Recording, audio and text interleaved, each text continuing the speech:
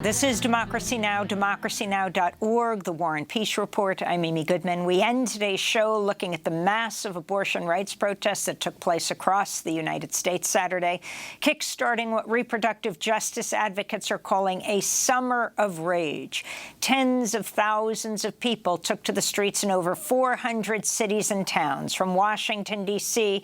to New York City, Chicago, Atlanta, Austin, Houston, Seattle, Phoenix, Los Angeles, as part of a coordinated day of action under the banner Bans Off Our Bodies. The uprising comes in response to the recent publication of a leaked Supreme Court draft opinion showing the court is poised to overturn Roe v. Wade. Monica Simpson, the executive director of Sister Song, spoke at the D.C. rally. We need you to get in this fight with us. We need you in every action. We need you in every state, in every place, and everywhere to ensure that we have the reproductive justice that we deserve. I know it's a hard fight, y'all. I know we got the long haul to go, but if we stay connected, if we stay together, then I believe that we will win. Do y'all believe that we will win? I believe that we will win. I believe that we will win. I believe that we will win. I believe that we will. That's what I'm talking about. Peace and blessings, everybody. Thank y'all. This comes as frustration with President Biden and the Democratic Party is growing as the party controls the House and Senate, but has failed to put forward a plan to preserve federal abortion rights, even if the Supreme Court overturns Roe v. Wade. Last week, Democratic Senator Joe Manchin of West Virginia joined with Senate Republicans blocking the efforts. Meanwhile, House Speaker Nancy Pelosi and other top Democrats are continuing to support a conservative anti-abortion Democrat in Texas, Congressmember Henry Cuellar, despite his long-standing opposition to reproductive rights. Cuellar is the last anti-choice Democrat in the House and faces progressive challenger Jessica Cisneros in a tightly contested primary election runoff May 24th. For more, we're joined in Washington, D.C. by Renee Bracey Sherman, activist, founder, executive director of We Testify, which is dedicated to the leadership and representation of people who have abortions. She's written a number of pieces in Time magazine, Voting Won't Save Abortion Rights, and last year wrote a Rewire piece, The Fall of Roe Was Driven by Our Country's Original Sin, Anti-Blackness. Renee Bracey Sherman, welcome and explain. Hi, thank you so much for having me here. Where do I begin? I mean, your last segment was talking about white replacement theory. And I have long argued that the anti-abortion movement is simply the political movement of white nationalists and white supremacists, because they have been engaged in white replacement theory since the beginning of abortion restrictions, which started in the 1860s because Black people got free, right? Slavery ended.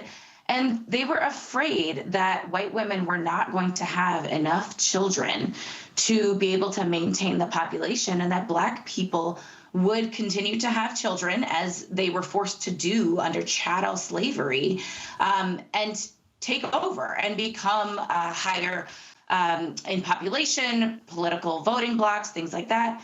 So abortion restrictions were really to push white people to have more babies, and restrict and, again, control the fertility of Black and brown people across this country. And every single time you see Black people getting free, Black liberation after the civil rights movement, after right now Black Lives Matter, right, you will also see a lot of anti-abortion restrictions because white people are afraid of the political power that Black people are able to get, and people of color everywhere, right? Immigrants, undocumented folks, like queer folks, all of us, they are afraid of us challenging the status quo and being able to decide if, when, and how to have our families. So all of this goes hand in hand. That is why when we talk about this, it can't simply be, oh, we'll just vote in more politicians, right? If we do not have politicians and legislative leaders that understand how complex all of this is and how we need a multi-pronged approach to protect our freedoms, our reproductive freedoms, we're never going to win. And we will always see restrictions on our families. It is all connected. Renee, you're wearing a T-shirt that says, "I had an abortion." Why is that so important to proclaim? It's really the foundation of your organization. Yeah. Well, like many of the people watching right now, I had an abortion when I was 19. It was one of the best decisions I made in my life. I was in a relationship that was toxic and unsafe, and I simply did not want to be pregnant, and I did not want to parent at that time. So I knew that I could have an abortion. My family had talked to me about it years before, and so I did. But I felt the stigma and the shame, particularly as a biracial Black woman who'd had an abortion and didn't really see people talking about abortion access for us and the intersection of racism, anti-Blackness, and lack of abortion access, and how for Black folks, we're damned if we do, damned if we don't, right? The same people who shame us for having abortions are the same people who shame us if we are single Black parents. And so I felt a lot of that shame. And so I decided that I didn't want to feel it anymore, and I wanted to start sharing my story. And it was because I met other people who've had abortions. And then I shared my story so much that people in my family started sharing their abortion stories, including my mother, who later told me that she'd had an abortion before I was born.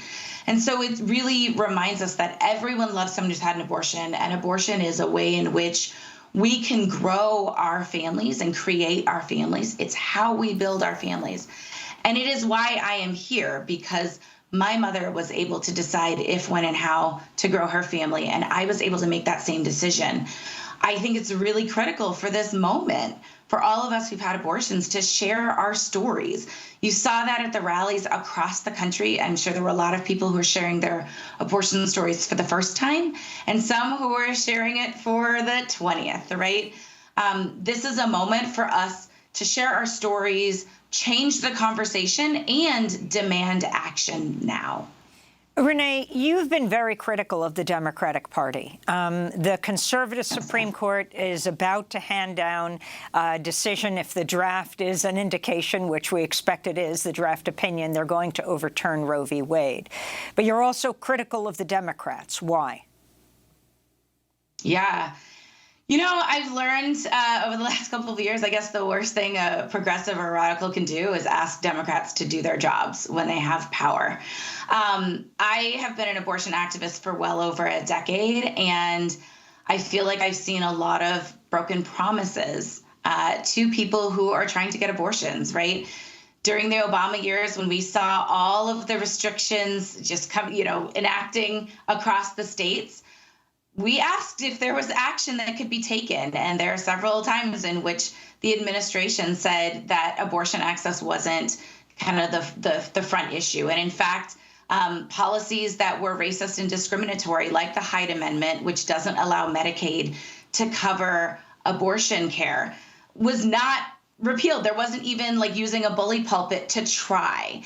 And so we were asked to wait and wait and wait.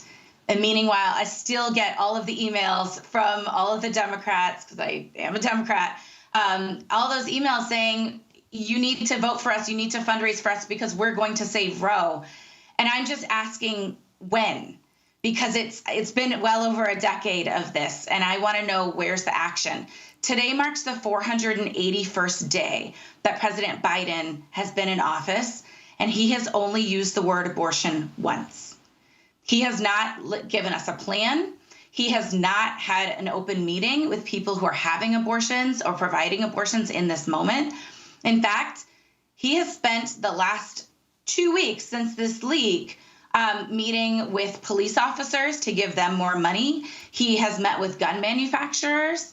And so my question is, at what point are we, those of us who've had abortions, who are trying to have abortions right now and providing abortions, going to get that same attention from our pro-choice president?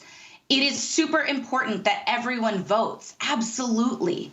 And you should vote for politicians who are going to protect your bodily autonomy, whether it's abortion rights or trans rights. But also, when those elected officials are in office, It is not enough to vote for them. We need to ask them to do their jobs. Where is the plan? President Biden promised us a whole of government response, and we need to see it. Renee Bracey Sherman, we want to thank you for being with us, Executive Director of We Testify. That does it for our show. I'm Amy Goodman. Stay safe.